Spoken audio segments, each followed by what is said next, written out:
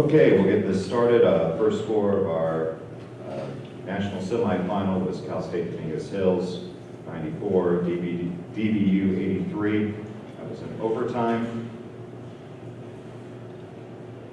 We have head coach Steve Becker, and then student athletes Jordan Hilstock and Jeremy Dent-Smith. A couple of notes for Cal State Dominguez Hills. They have reached the 30-win mark for the first time in program history, and will be making its first appearance in the NCAA Division II championship game.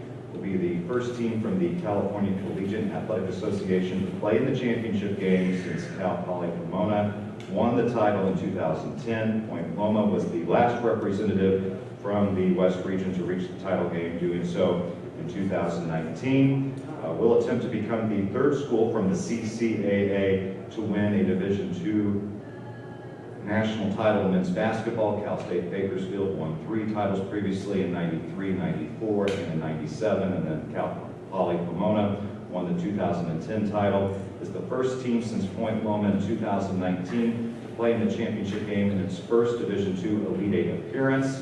Is the first team seeded 7th in the Elite Eight since the reseeding started in 2016 to reach the championship game, and is the third school to have both its men's and women's teams in the championship game in the same season, and second in 2 years. Central Missouri in 1984 and Minnesota State last season. In both cases, both teams won national championships. A couple of other notes here. Trailed by as much as 19 in the first half. Trailed 62-51 with 11:58 remaining, then outscored DBU 22-6 over the next 7 minutes and 18 seconds to take the lead. Opened overtime with 10 straight points as a part of a 13-0 run. Jeremy Dent-Smith, season high 33 points, matched the most by any player in this year's NCAA tournament, and was the 9th 30-point performance of the tournament. So with that being said, we'll first start with opening comments from the coach. Just incredibly proud of our guys right now. What a shot by Alex Garcia. Biggest shot that I've ever seen. March Madness right there, kind of epitomized. But I'm, first off, just give credit to Dallas Baptist. Those guys are really good. They forced us to 25 turnovers. We had a really hard time with their press, for a large majority of that game. And so I just think they're a first-class organization. I want to make mention of that. I love my guys so much. And I'm just, God has his hand all over this season for us. And I'm just so thankful that they get to experience what they got, because these guys have done this the right way. They've stayed loyal. They've been committed to each other. They didn't transfer and jump ship at the first opportunity. And for us to be representing our university in the national championship is an incredible thing. Let alone to think about our women's team and John Rogers doing the same thing. I mean, it's just absolutely remarkable. So I think it also helps when you have the best player in the country sitting to my left that can lead us into this national championship. All right, thank you, Coach. We'll now open for questions for student athletes. Jim Powers, NCAA. Jeremy, season high, you look so comfortable out there. Just talk a little bit about coming in and just the way the game came to you, especially in that second half and that run which you guys made to get yourselves ahead. I think the thing for me, I told Coach today, was just to be aggressive. I feel like start the half last game, I wasn't aggressive enough. Actually, a guy in the hotel, I was going to Coach about it, he was like, what happened? Like, first half you were kind of, and the second half you were like aggressive. He was like, always play like that. And I'm like, okay, like I told him I got you. So just my mindset of, Coach always tells me I'm the best player, but just wanted to go prove it, do anything to help my team win, because at the end of the day, I scored 30, I scored 0. We get to win, that's all that matters for me. So just coming out and just, seeing what my team needs from me and just trying to do that. So today I was able to, got to get to my spots, shoot the three comfortably. But yeah, I mean, I guess that just feeling the confidence from my teammates, from my coach is like all that I need, and it fuels me. Jordan, you had 15, but I think the stat sheet shows another 2 big numbers. 7 boards, 5 helpers. I mean, just an all-around game for you. Talk a little bit about the same thing coming in and just how you were feeling out there? Honestly, my team just gives me a lot of confidence. I lean on my brothers to just make plays, and I'm just going to do whatever this team needs me to do to get it done, whether it be just play defense for 40 minutes all night or anything. I think our whole locker room is full of dudes like that, so that's what makes this team very, very special. Can I elaborate on that? Yeah, go ahead. So, Ricky Luwan is really good. He's one of the best players in Division II basketball for the guard position. I think he's really good.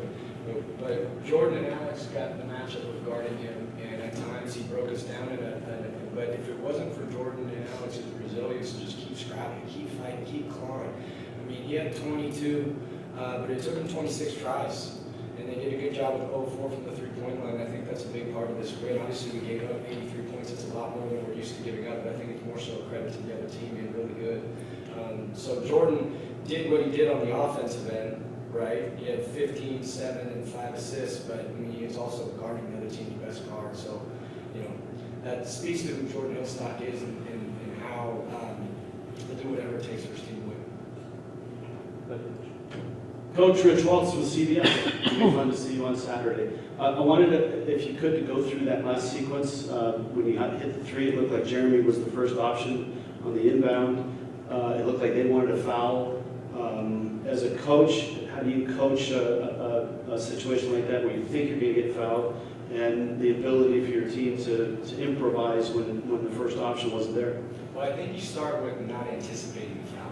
You run your play that you draw, and you trust your players. And so for us, we drew up a play, and Jeremy was the first option. And credit to Jeremy, he didn't force it. He made the right reads, and Alex got. He made a really difficult shot. I'm not going to sit here and tell you I'm John Boone, trying up the best player in the world. We got really good players, and he made a huge shot out of the alignment that we gave him. So, just for Alex too. Alex has been through so much with 3 years out. He had COVID season where we're all sitting, and then he had back-to-back injuries.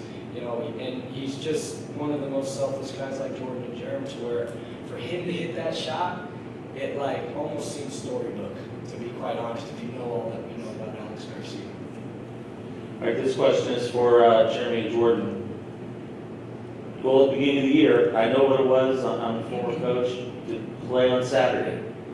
What are you guys going to talk to the rest of the team about tonight? Try to get ready to go, another grind, and get ready for Saturday. So what's going to be kind of the next 36, 48 hours going to look like for you guys? A lot of thanking God first. You understand that, then we understand his hand on our team, and we look to him. And times of trouble, times where we're unsteady, or times where everything's going well, we always have to look together. So just reaching that, and then I don't think it's much motivation for this game on Saturday, or much needed motivation.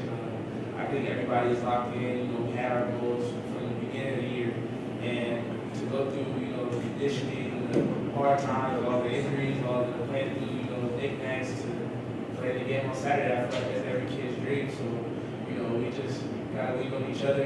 We're far ways out, so we got each other, but that's all we need. Family, we got support from people watching, so we can just go out there and use that as motivation. For Jeremy and Jordan, I'm curious to know whether it was something coach said or something that happened on the floor when you were down 19, when you started back. Was there something that sparked it? Was there some bit of wisdom from your coach? Was there a play on the floor that all of a sudden you realized, hey, we can do this? I mean, I feel like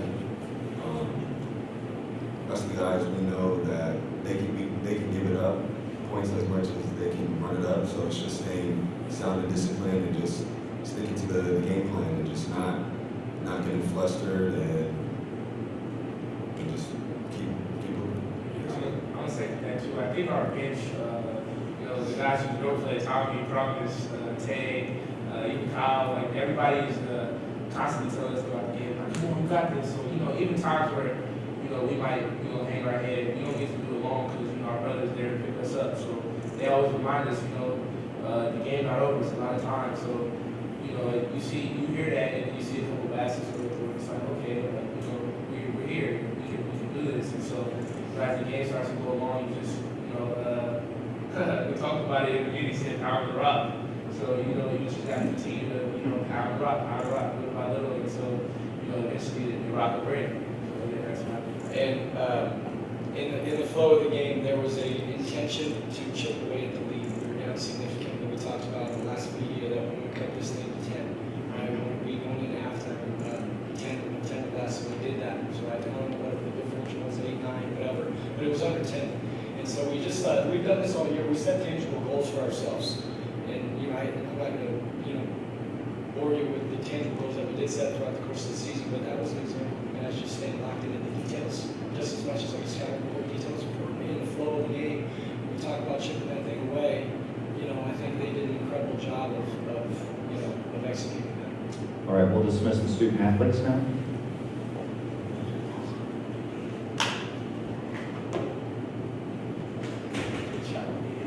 And we will open it up here for a couple of questions for the coach. Coach, we talked about this last night, and down 17, tonight down 19. Didn't change. I think I saw one time you got a little animated. Yeah. But once again, I mean, your kids are built for this, and we were all sitting there courtside like, and you start chipping, and the defense. I mean, your kids seem to really believe that no matter how far we're down, we can battle back. Yeah. Yeah, I mean, last year, we elevated the level of the program, not as much as we have this year, but our guys really proved to themselves based off of being so many in-game, 2-possession, 1-possession wins. We won like a large level majority of them. So I think that confidence stems from a lot of these guys that came back from last year. And so we've been in a lot of those. And it's something I reference as a motivating factor for our team on a constant basis. If you're hearing me during the timeouts and saying we're comfortable, we've been here, chip away, you know, some of the terminology that we use, but yeah, no, quite frankly, they believe, and I believe. You know, we're capable of just, hey, we're not above playing bad basketball and allowing a really good opponent to take things away from us that we haven't had happen all year. But that said, what you're made of right here is going to get us back in the game. And I couldn't be more proud of what our guys have, you know, right here. I think another turning point, and I'll finish up with, well, another question after this, but I think the turning point was you guys forced DBU out of that zone press, and they started just going full court, you know, not even doubling anymore. For you guys, that's a pretty good sign that your guys were able to break the pressure, get into their offensive sets, get transition going, and I think that's what started to come back for you guys. Yeah, and to your point, what you said yesterday too is we put in that small ball lineup again, where Damian Guest was running 5, and he's so tough and strong, and he can guard bigger guys like number 4, who's really good. And so we went with that small ball lineup, and it's quite frankly something we haven't used all year. I don't know if it's in not needing to, or having Adam, who's a first-team all-league and a really good player, and JT as well. We've got depth at the 5, but last 2 games we've got downsizable margins, and we went small ball, and I think that had a lot to do with kind of swaying the whole thing. Last question before we let you go celebrate with your guys. Happened last year where we had a men's team and a women's team playing in the championship game in Division II. How excited are you, not only just for your guys, the ladies that are playing in Pittsburgh, but for your university to have both of your teams playing in championship Friday and Saturday in Division II? Yeah, I mean, it's remarkable. It doesn't happen. I mean, it's crazy to think that at the start of the year, if we would have said this is what's going to be in front of us, I mean, no one would believe it, right? John Bonner and his staff and the team they've had, we've seen it firsthand. They are just completely dominating people. And so I'm not surprised remotely because John is such an elite coach. And Nal is the National Player of the Year, Asia, and you know, Chris, the Freshman of the Year. They just have a really, really special group too. So no, it's something none of us beyond our wildest dreams would have thought would happen. But gosh, does it feel good. Thanks, Coach. We appreciate it. Thank you, guys. Thank you, guys. Can I take this? Yeah.